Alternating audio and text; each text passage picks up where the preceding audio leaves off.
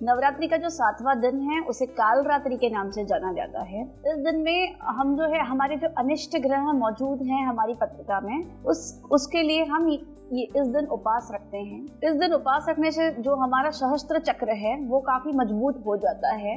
अगर पत्रिका में किसी का शुक्र कमजोर है तो उसे शुक्र से जुड़े हुए उपाय इस दिन करने चाहिए नवरात्रि के 7वें दिन। जैसे आप रेशम के कपड़े खरीद सकते हैं, इत्र खरीद सकते हैं, अपने बॉयफ्रेंड या हस्बैंड को आप परफ्यूम जो है गिफ्ट दे सकते हैं।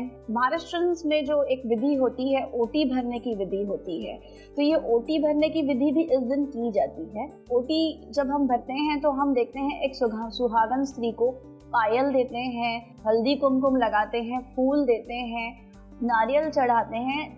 ये जितनी भी वस्तुएं हम चढ़ाते हैं ये किसी ना किसी ग्रह के अधीन है, किसी ना किसी ग्रह को ये रिप्रेजेंट करती हैं ये वस्तुएं। तो जब हम किसी की ओटी भरते हैं तो इसका अर्थ ये हुआ कि हम चाहते हैं कि जो ये स्त्री है ये सदा सुहागन रहे, ये हमेशा लग्जरीज इसकी लाइफ में बनी रहे, शुक्र जो है इस सामने वाले का हमेशा प्रबल रहे।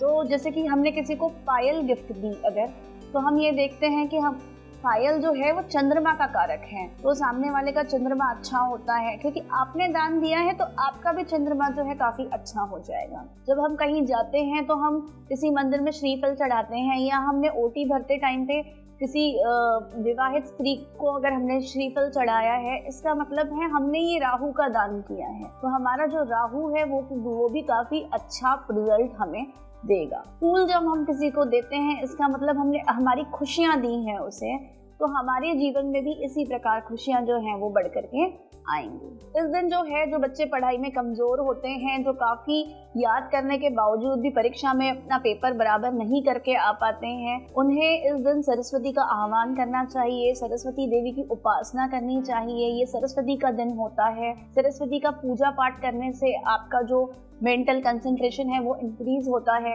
आपकी जो याददाश्त शक्ति है वो काफी बढ़ जाती है। सरस्वती का जो एक मंत्र है वो है ओम एन नमः, OM ओम AINN नमः। ये मंत्र जब आप पढ़ते हैं तो आप देखते हैं कि आपका जो कंसंट्रेशन लेवल है वो धीरे धीरे काफी आगे बढ़ रहा है।